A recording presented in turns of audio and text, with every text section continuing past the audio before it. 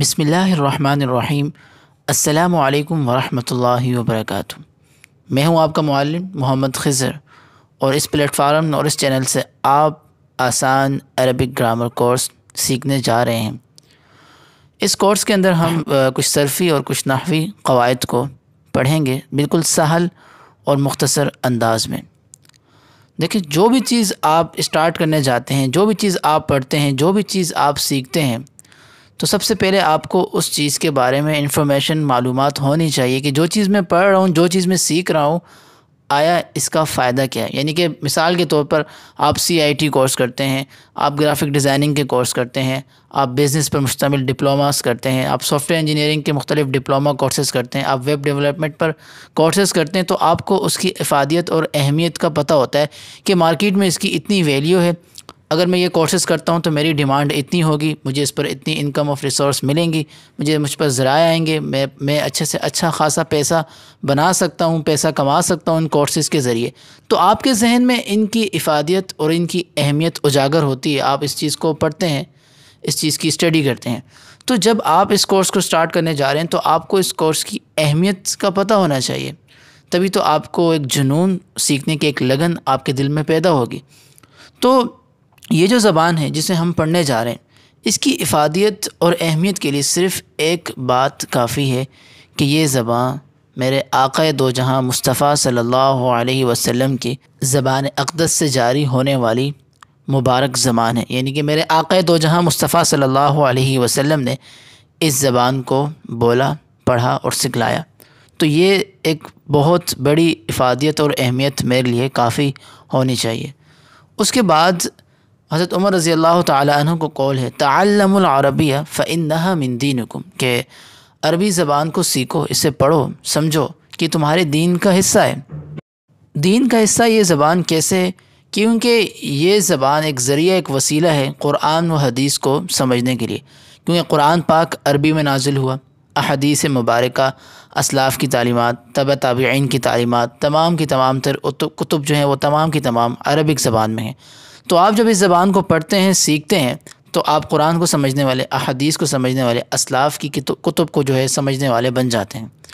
اور اس کا سب سے مین فائدہ کیا ہوگا؟ جب آپ عربی زبان پر جو ہے عبور حاصل کر لیں گے، آپ کو یہ زبان سمجھ آنے لگ جائے گی، تو جب آپ نماز میں کھڑے ہوں گے، جب آپ سورہ فاتحہ کی تلاوت کر رہے ہوں گے، تو ایک ایک لفظ کے ساتھ آپ کو اس کا مفہوم جب سمجھ آئے گا، تو اس کی جو لذت اور حلاوت جو آپ محسوس کریں گے، پھر آپ کہیں گے کہ میں نے اپنا وقت بہت قیمتی بنا لیا۔ اور اس کے علاوہ جب آپ جمعے کی نماز میں خطبہ سن رہے ہوں گے امام کا، تو آپ کو جب ایک ایک لفظ اس خطبے کا سمجھ آ رہا ہوگا، تو آپ بولیں گے کہ ابھی تک میں کہاں تھا، مجھے عربی زبان کیوں نہ آئی۔ جب آپ حدیث آپ کے سامنے عربی زبان میں پڑھی جائیں گی، تو آپ کو اس کا لطف محسوس ہوگا۔ تو یہ سب چیزیں آپ سیکھیں گے اس کورس کے اندر انشاءاللہ۔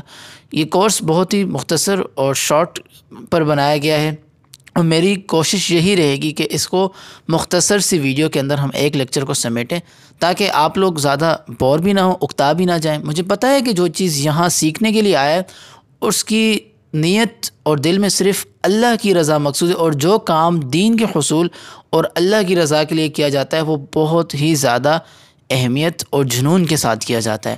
تو اس میں اکتانا نہیں ہے، لیکن کہنے کا مطلب یہ ہے کہ ہم اس کو اس طرح سہل انداز میں پیش کریں گے کہ زیادہ ویڈیو لمبی بھی نہ ہو اور شارٹ بھی نہ ہو، آپ تک مفہوم واضح ہو جائے، آپ تک بات اچھے طریقے سے سمجھ آ جائے۔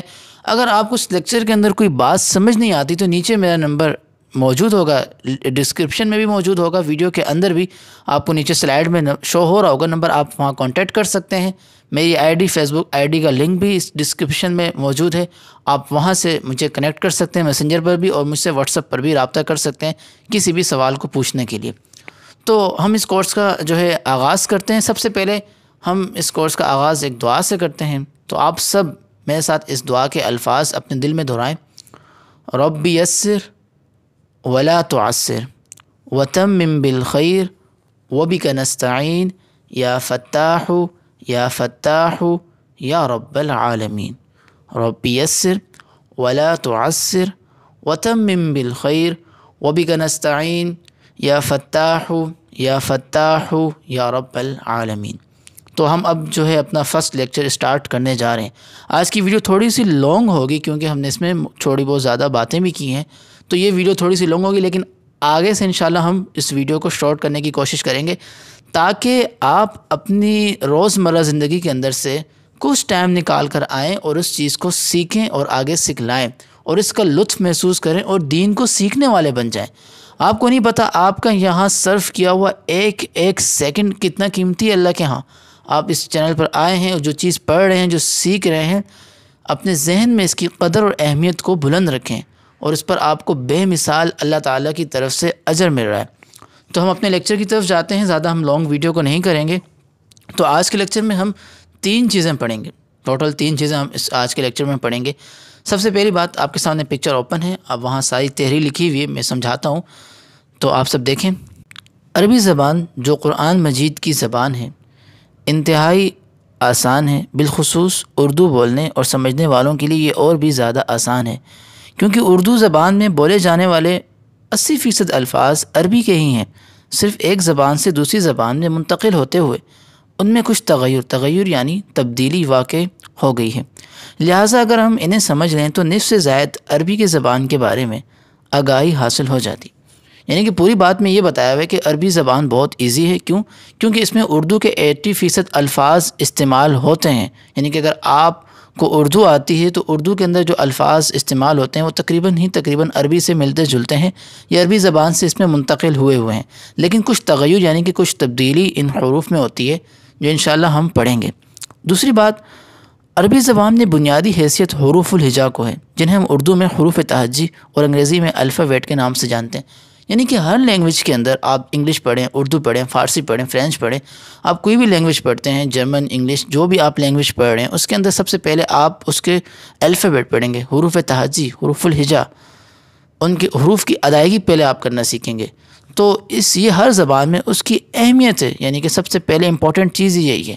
تو عربی میں جو الفابیٹ ہیں ان کو کیا کہا جاتا ہے؟ حروف الہجا، جو ہم بچپن سے نورانی قاعدے میں پڑھتے آ رہے ہیں۔ ہر بچہ ہمارا پڑھتا ہے، جس نے قرآن مجید ناظر سے پڑھنا ہوتا ہے اس کو الفابیٹ پڑھائے جاتے ہیں عربی کے، حروف الہجا، الف، با، تا، ثا، جیم، ح، خ، دال، ذال، را، زا، سین، شین، صاد، ضاد، طا، ظا، عین، غین، فا، قاف، کاف، لام، میم، نون، واو، ہا، یا۔ ٹھیک ہے، یہ تقریباً حروف الہجا ہو گئے۔ آگے جاتے ہیں ہم۔ دوسری بات اس لیکچر کے اندر ہم نے جو پڑھنی ہے وہ یہ ہے، عربی زبان میں دوسری جو اہم چیز، یعنی کہ اس لیکچر کے اندر ہم نے جو دوسری چیز پڑھنی ہے وہ یہ ہے کہ عربی زبان میں دوسری اہم چیز حرکات ہیں، بنیادی حرکات درج ذیل ہیں۔ یعنی کہ عربی زبان میں آپ دیکھتے ہیں حرکت وہ کیا ہیں، دیکھیں، زبر جسے عربی میں فتحہ کہتے ہیں، زیر جسے عربی میں کسرہ کہتے ہیں، پیش جسے عربی میں ضمہ کہتے ہیں، اور جس حرف پر زبر ہو اس کو مفتوح، اور جس حرف پر زیر ہو اسے مکسور، اور جس حرف پر پیش ہو اسے مضموم۔ مثال کے طور پر آپ با لکھتے ہیں، با، اس کے اوپر زبر لگاتے ہیں با، اب یہ زبر اور با دونوں کو مجموعہ کیا کہلائے گا؟ مفتوح۔ آپ با کے اوپر پیش لکھتے ہیں، صرف پیش کو ہم کیا کہیں گے؟ ضمہ، لیکن جب ہم دونوں کو ملا کے بولیں گے، یعنی کہ یہ پیش اس با کے اوپر ہے تو دونوں کا مجموعہ کیا کہلائے گا؟ مضموم۔ اسی طرح آپ زیر لکھتے ہیں، جیسے با کے نیچے لکھیں با زیر بی، تو جو زیر ہے خالی اس کو ہم کیا کہیں گے؟ کسرہ، لیکن جب ہم ان دونوں کے مجموعے کو ملائیں گے تو یہ کیا بن جائے گا؟ مکسور۔ ٹھیک ہے، تو یہ آپ، اور اسی طرح حرکت ڈبل بھی آتی ہے، سنگل حرکت آتی ہے زبر زیر پیش، آپ کو علم ہے۔ اسی طرح حرکت ڈبل بھی آتی ہے، ڈبل زبر ڈبل زیر ڈبل پیش، جس کو ہم عربی میں تنوین بھی کہتے ہیں۔ تو جیسے زیدن، زیدن، زیدن، کتابن، کتابن، کتابن، بن، بن، بن، اب یہ جو آواز ہے یہ ڈبل حرکت کی، اس کو ہم تنوین کہتے ہیں۔ ٹھیک ہے، اس کے علاوہ حرکات کے علاوہ ایک اور علامت ہوتی ہے جس کو ہم سکون کہتے ہیں، یعنی کہ جس کے اوپر ہم جا کر اسٹیپ یعنی رکتے ہیں، وقفہ کرتے ہیں۔ جیسے مثال کے طور پر عربی میں مفتاح، مف، میم فا زیر مف، اب فا کے اوپر جو سکون والی علامت آ رہی ہے مفتاح، ٹھیک ہے۔ اسی طرح ہم بولیں مکسور، اب میم کاف زبر مکسور، تو کاف کے اوپر جو علامت آ رہی ہے اس کو کیا کہیں گے؟ سکون۔ 3 چیزیں ہوگی، سنگل حرکت، ڈبل حرکت اور علامت سکون، یہ آپ ذہن میں رکھیں۔ اس کے بعد اب اہل علم اختلاف کرتے ہیں کہ حروف الہجا کی کوانٹٹی، تعداد کتنی ہے، یعنی کہ کتنے حروف ہیں حروف الہجا میں عربی کے جو ہیں۔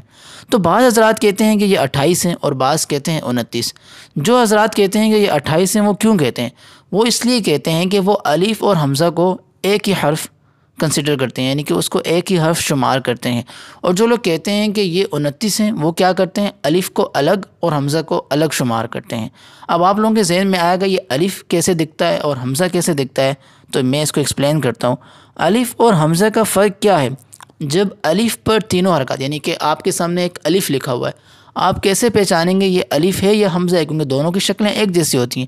تو اس کی واضح جو اس کے اندر ڈیفرنٹ ہے اور جو اس کی علامت ہے وہ یہ ہے کہ الف کے اوپر جب تینوں حرکات، یعنی کہ زبر یا زیر یا پیش یا سکون یا حمزہ کوئی بھی آ جائے، تو آپ سمجھ جائیں یہ الف نہیں ہے، یہ حمزہ ہے۔ اور ان تینوں حرکات اور علامت سکون سے خالی جو الف ہوگا وہ عربی میں کیا کہلائے گا؟ الف۔ ٹھیک ہے، مثال دیکھیں نیچے، الف بالکل سب ہر چیز سے خالی لکھا ہوا ہے نیچے مثال میں، تو یہ الف ہے۔ اب آگے دیکھیں، الف پر زبر، الف پر زیر، الف پر پیش اور الف پر سکون، تو یہ کیا ہے؟ حمزہ۔ کسی بھی وضاحت کے لیے آپ مجھ سے سوال کر سکتے ہیں، نیچے ڈسکرپشن میں میری آئی ڈی کا لنک بھی ہے، آپ مجھے میسنجر پہ بھی اپلائی کر سکتے ہیں، اور میرا جو ہے واٹس ایپ نمبر بھی نیچے پکچر میں موجود ہے، آپ وہاں سے بھی مجھے لنک کر سکتے ہیں، اور آگے انشاءاللہ جو ٹیسٹ ہوں گے آپ اسے وہیں سے پک کریں گے اور مجھے چیک کروائیں گے۔ تو امید ہے آپ کو یہ لیکچر سمجھ آ گیا ہوگا۔ انشاءاللہ نیکسٹ ویڈیو میں ہماری یہی کوشش رہے گی کہ ہم لیکچر کو مختصر کریں اور ویڈیو کو شارٹ کریں اور آپ سب کے لیے بالکل سہل انداز میں اس کو پیش کریں۔ دعاؤں کی درخواست سے مجھے اجازت دیں۔ السلام علیکم ورحمۃ اللہ وبرکاتہ۔